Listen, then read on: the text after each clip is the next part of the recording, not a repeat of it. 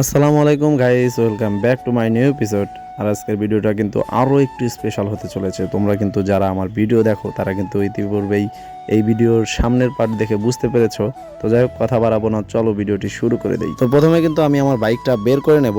বের করে নেওয়ার পরে এটা একটু সুন্দর করে আলতো করে মোছা দিয়ে আমরা ভ্রমণ করার উদ্দেশ্যে বের হব। আর আমরা কোথায় ঘুরতে যাব সেটা কিন্তু আমাদের প্রথম পর্ব দেখেই বুঝতে পেরেছো। আর এই জায়গাটা বর্তমানে এত বেশি ভাইরাল হয়েছে যা বলার মতো না। তো চলো ভিডিওটি শুরু করা যাক। যেতে যেতে তোমাদের সেই জায়গাটার নামও বলে দেবো, আর আমরাও সেই জায়গায় পৌঁছে যাব। তো আমরা বাড়ি থেকে বাইর হলাম। বাইর হয়ে দেখতে পাচ্ছ আমাদের বাড়ির সামনে কিন্তু কাঁচা রাস্তা, এই রাস্তা দিয়ে আমাকে যেতে হয়। আর রেগুলার এই রাস্তায় চলাফেরা করার জন্য আমার গাড়িতে কিন্তু প্রচুর পরিমাণে ধুলাবালি জমে, যার কারণে আমার কিন্তু এটা বাড়িতে এসে রেগুলার কিন্তু পরিষ্কার করতে হয়। তো দেখতেই পাচ্ছ কতটুকু খারাপ রাস্তা। আমরা কিন্তু এখান দিয়ে খুব সেফলি যাই, কারণ ডানে হচ্ছে পুকুর আছে। তো বাইকটা হালকা কোনোভাবে মোচড় দিলেই চলে যাব সোজা পুকুরের ভিতরে। তো বলতে বলতে আমরা কিন্তু অলরেডি রাস্তায় চলে আসছি। আর এখানে ওঠার পরে কিন্তু একটু রিস্ক হয়ে যায়, যার কারণে আমি ওখানে উঠে আগে দুই পাশে ফলো করি। ফলো করার পরে আমরা ওখান থেকে রওনা দিই। তো গাইস, কথা বলতে বলতে কিন্তু আমরা অলরেডি চৌরাস্তায় চলে আসছি। আর এই চৌরাস্তার পরে কিন্তু আমরা চলে যাব হচ্ছে কৃষকগঞ্জের রাস্তায়, কারণ কৃষকগঞ্জের রাস্তায় আমাদেরকে যেতে হবে। যেখানে আমরা যাচ্ছি সেখানে যেতে হলে আমাদের অবশ্যই কৃষকগঞ্জের ভিতর দিয়ে যেতে হবে। আর এই কৃষকগঞ্জ কিন্তু চৌরাস্তা থেকে সামনে পশ্চিমে অবস্থিত।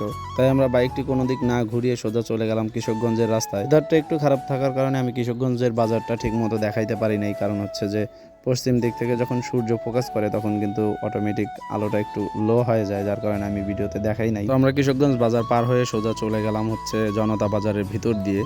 আর কৃষকগঞ্জ বাজার থেকে কিন্তু একটাই রাস্তা হবে জনতা বাজারের ভিতরে। দেখতে পাচ্ছেন এটা হচ্ছে জনতা বাজার। এই জনতার হাট কিন্তু অনেকের কাছে গরুর হাট নামে পরিচিত। তো যারা এর আগে জনতার হাট দেখেন নাই বা পরিচিত হন নাই, এই ভিডিওর মাধ্যমে আপনারা এটাও চিনে থাকবেন। তো আর কথা বাড়াবো না, সামনে চলে যাব হচ্ছে ঘাটিনার রাস্তায়।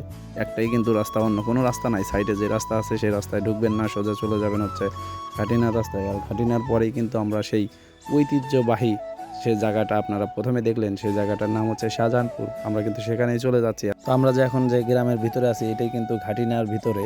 অলরেডি আমরা কিন্তু ঘাটিনার মোড় ঘোরার পর একটা ছোট ব্রিজ যা আছে সেটার উপরে কিন্তু আমরা অলরেডি চলে আসছি। তো দেখতেই পাচ্ছেন এখানে কিন্তু মোটামুটি মানুষের চাপ থাকে আর কি, কারণ এই শাহজাহানপুরটা বর্তমানে এতটাই পরিচিত হয়ে গেছে।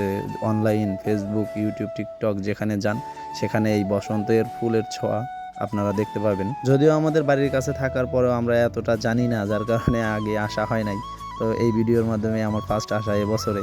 এর আগে যদিও প্রতি বছরই আসছি, কিন্তু এইরকম এত জনপ্রিয় ছিল না। এটা কিন্তু শাহজাহানপুর, যারা আশেপাশে আছেন এই মাঠে কিন্তু লিগের খেলা হয়। আর এই লিগের খেলার সব ম্যাচ কিন্তু এই মাঠেই হয়। তো যারা এখানে আসছেন তারা হয়তো এটা চিনবেন। তো বলতে বলতে আমরা শাহজাহানপুর অলরেডি চলে আসছি। সামনে একটা সাব রাস্তা আছে, সেই রাস্তার ভিতর দিয়ে আমাদের হচ্ছে সেই জায়গায় প্রবেশ করতে হবে। তো দেখতেই পাচ্ছেন এখানে কিন্তু অল টাইমই মানুষজন মোটামুটি থাকে। আমরা একটু আগে আসছি, যার কারণে মনে হলো যে আমরাই মনে হয় আগে আসছি, কিন্তু ভিতরে ঢোকার পরে দেখলাম না, আসলে সবাই অনেক আগেই আসছিল, কারণ রোজার দিন তো।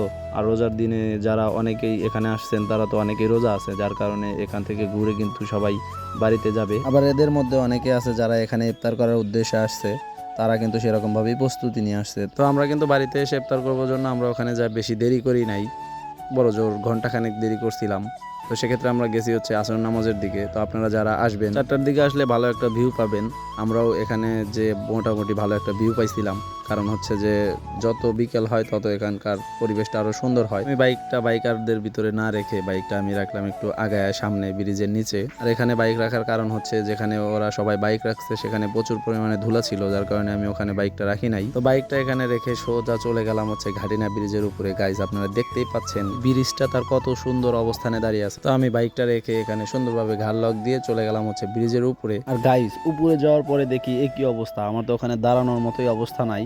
আর অবস্থা থাকবেই বাকি করে, এত সুন্দর ওয়েদার পেলে যে কেউ তো ঘুরতে আসার জন্য ইচ্ছুক, তাই না? তো ভিউয়ার্স, এই জায়গাটা আপনাদের কাছে কেমন লেগেছে অবশ্যই কমেন্ট এবং লাইকের মাধ্যমে জানিয়ে দিবেন। আর হ্যাঁ, আপনাদের যদি আসার ইচ্ছা থাকে তাহলে অবশ্যই চলে আসবেন হচ্ছে ঐতিহ্যবাহী শাহজাহানপুর ঘাটিনা ব্রিজ। আর যদিও জায়গাটা কিন্তু শাহজাহানপুরের ভিতরে, কিন্তু ঘাটিনা ব্রিজ নামে পরিচিত কেন আমি কিন্তু এটাও সহজে বলতে পারবো না, কারণ এটার একটা হয়তো ইতিহাস আছে অবশ্যই, কিন্তু আমি এটা সঠিক জানি না, যার কারণে আপনাদের কাছে এটা বললাম না। আর তবে হ্যাঁ, এখানে যারা ঘুরতে আসবেন তারা কিন্তু সাথে ক্যামেরা বা ফোন না নিয়ে আসলেও আপনাদের ছবি ওঠার মতো ব্যবস্থা আছে। তবে ফোন অবশ্যই নিয়ে আসতে হবে, কারণ আপনি যে ছবি উঠবেন ওঠার পরে যে ছবিটা বার করবেন সেটার জন্য তো ফোন দরকার, তাই না? তো দেখতেই পাচ্ছেন এখানকার ওয়েদারটা কিন্তু আসলেও খুবই সুন্দর, যেটা মানে আপনি না আসলে বুঝতে পারবেন না। তো তো অবশ্যই আপনি একবার হলে এসে ঘুরে যাবেন আর দেখে যাবেন হচ্ছে বসন্তের ছোঁয়া কিভাবে লেগেছে। আমার তো এত সুন্দর জায়গা রেখে বাড়িতে আসার ইচ্ছা হয়েছিল না, কিন্তু কি আর করবো বলেন, সারাদিন রোজা রাখছি, যার কারণে আমাকে চলে আসতে হবে ওখান থেকে। যার কারণে ওখান থেকে আমি রওনা দেওয়ার সময় কিন্তু আমার কিছু ছোট ভাই ব্রাদারের সাথে দেখা হয়েছিল। হওয়ার পরে তারা আমার কাছে আবদার করে বসে, ভাই আপনার বাইকে কি কিছু ছবি ওঠা যাবে? পরবর্তীতে আমি তাদেরকে বললাম যে হ্যাঁ আসো, ওঠো, সমস্যা নাই। তো দেখতেই পাচ্ছেন তারা কিন্তু আমার বাইকে কিন্তু ছবি উঠতেছে, এমনকি আমিও তাদেরকে বললাম আমাকে একটা ভিডিও বানিয়ে দাও। তো তারা একটা আমাকে ছোট্টখাটো একটা সিনেমাটিক ভিডিও বানিয়ে দিল। তাদেরকে অনেক অনেক ধন্যবাদ। ভিডিওটা অনেক সুন্দর হয়েছে। তো ভিডিওটি আপনার কাছে কেমন লাগলো অবশ্যই কমেন্টের মাধ্যমে জানাবেন। আর গাইস, নেক্সট টাইমে আপনারা কি ধরনের ভিডিও চাচ্ছেন অবশ্যই কমেন্টের মাধ্যমে জানিয়ে দিবেন। আর হ্যাঁ, আমরা কিন্তু সেরকম ভিডিওই আপনাদেরকে প্রেজেন্ট করে থাকবো। ধন্যবাদ।